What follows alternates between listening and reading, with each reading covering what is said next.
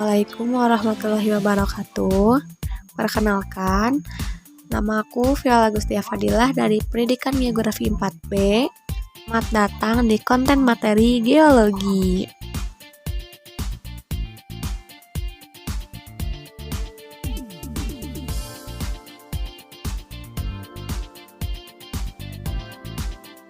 Faktor-faktor yang memengaruhi pemilihan sistem penambangan adalah sebagai berikut. Yang pertama, karakteristik spasial dari endapan. Faktor ini merupakan determinan terpenting sebab memengaruhi dalam pemilihan suatu daerah akan ditambang dengan tambang terbuka atau tambang bawah tanah, laju produksi, pemilihan metode penambangan material, dan layout tambang dari cebakan. Faktor yang kedua adalah sifat-sifat geoteknik. Sifat ini lebih banyak terfokus kepada mekanika tanah dan batuan untuk desain kestabilan lereng dan penyanggaan dari material endapan bernilai ekonomis dan batuan yang ada di sekitarnya. Faktor ini merupakan faktor terpenting dalam pemilihan peralatan pada pertambangan terbuka. Kedua, kondisi geologi dan hidrogeologi. Karakteristik geologi dari material dan batuan induknya sangat memengaruhi metode penambangan, khususnya dalam pemilihan antara metode selektif atau tidak. Hidrogeologi juga mempengaruhi sistem drainase dan pompa yang diperlukan, sedangkan mineralogi mempengaruhi cara pengolahan mineral atau pemurnian. Faktor yang keempat adalah konsiderasi ekonomi. Faktor ini akan berperan besar untuk memengaruhi hasil, investasi, aliran kas, masa pengambilan, dan keuntungan. Terakhir, faktor lingkungan. Dari proses penambangan dapat merubah lingkungan dari ekosistem, topografi, dan situs hidrologi. Selanjutnya ialah penambangan terbuka. Penambangan terbuka atau open pit mining merupakan salah satu metode penambangan yang dilakukan langsung pada permukaan area tambang.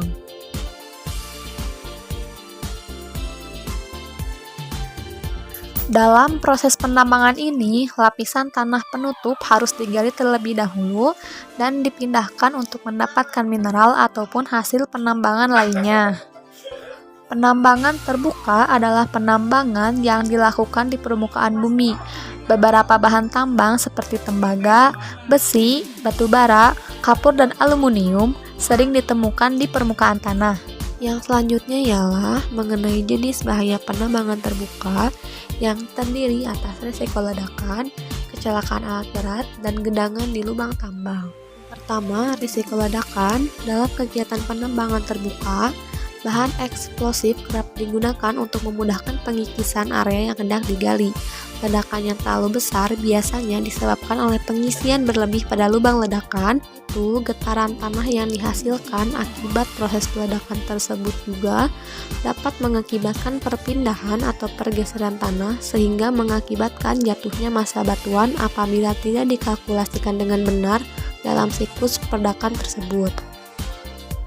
Kemudian yang kedua adalah kecelakaan alat berat. Sebagian besar kecelakaan alat berat terjadi selama proses pengangkutan dumper, ekskavator, dozer, serta kendaraan pengangkut lainnya. Kecelakaan ini dapat disebabkan akibat kegagalan mekanis maupun human error. Kemudian genangan di lubang tambang. Selama musim hujan, air yang turun ke bagian dalam tambang dan jalur transportasi akan menguap dan sebagian akan meresap melalui sambungan dan celah di sisi ataupun luar dasar lubang. Hal tersebut mengakibatkan permeabilitas sekunder. Untuk memfasilitasi penambangan setelah hujan, air harus dikumpulkan di pit atau sump untuk selanjutnya dipompa keluar menggunakan mesin pompa drainase dengan kapasitas yang sesuai.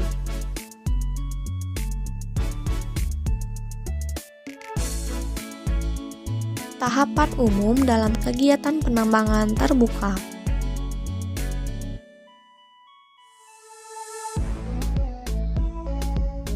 Yang pertama ialah pembersihan lahan. Tahapan pekerjaan penambangan umumnya diawali dengan mempersiapkan lahan, yaitu dari mulai pemotongan pepohonan hutan, pembabatan, sampai ke pembakaran. Kemudian, pengupasan pucuk tanah.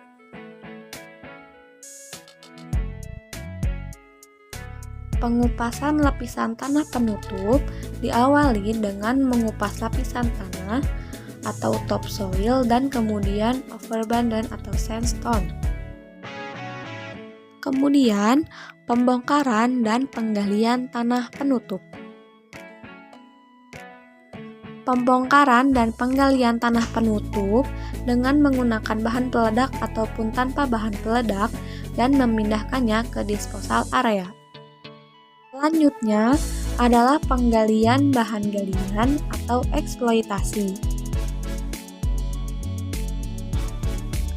Eksploitasi adalah suatu kegiatan penambangan yang meliputi pekerjaan-pekerjaan pengambilan dan pengangkutan endapan bahan galian atau mineral berharga sampai ke tempat penimbunan dan pengolahan atau pencucian, dan terkadang sampai ke tempat pemasaran. Kemudian, pengolahan dan pemasaran. Stokpil batubara adalah tempat penumpukan atau bahan yang ditumpuk untuk diambil, diolah, dipasarkan, atau dimanfaatkan kemudian. Dan kegiatan terakhir ialah reklamasi lahan bekas pertambangan.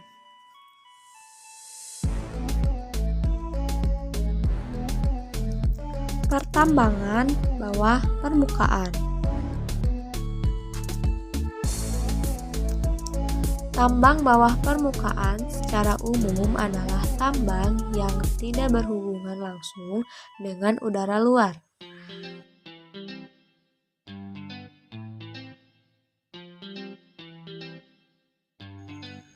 Proses penambangan bawah tanah dengan metode block caving.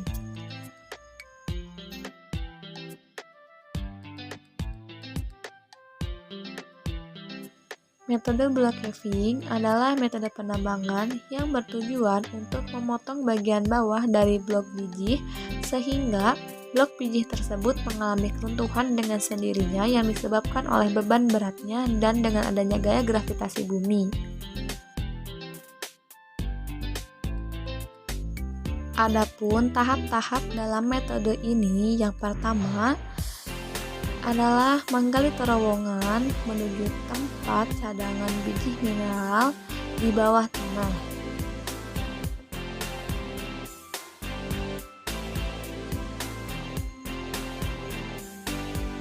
Yang kedua ialah meledakkan bagian bawah badan biji sehingga blok biji mengalami keruntuhan.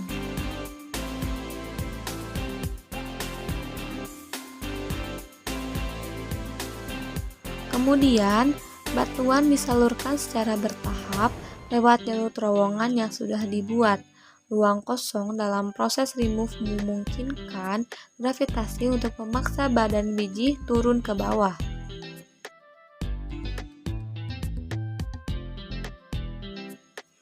Elemen-elemen yang mungkin ditemui di bawah tanah. Batuan rapuh. Adanya batuan yang rapuh menjadi faktor terbesar bagi para pekerja tambang. Walaupun bebatuan itu disanggah dengan berbagai metode agar kuat, namun tetap saja para pekerja harus waspada akan bahaya runtuhnya batuan tersebut. Yang kedua ialah metana.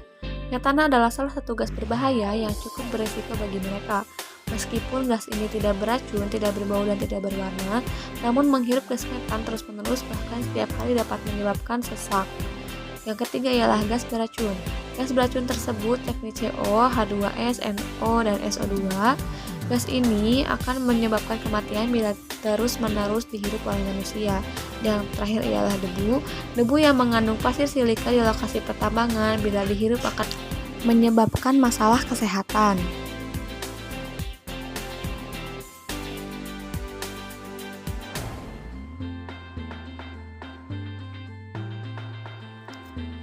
Mungkin cukup sekian penjelasan mengenai pertambangan terbuka dan pertambangan bawah permukaan. Semoga video ini bermanfaat. Terima kasih. Wassalamualaikum warahmatullahi wabarakatuh.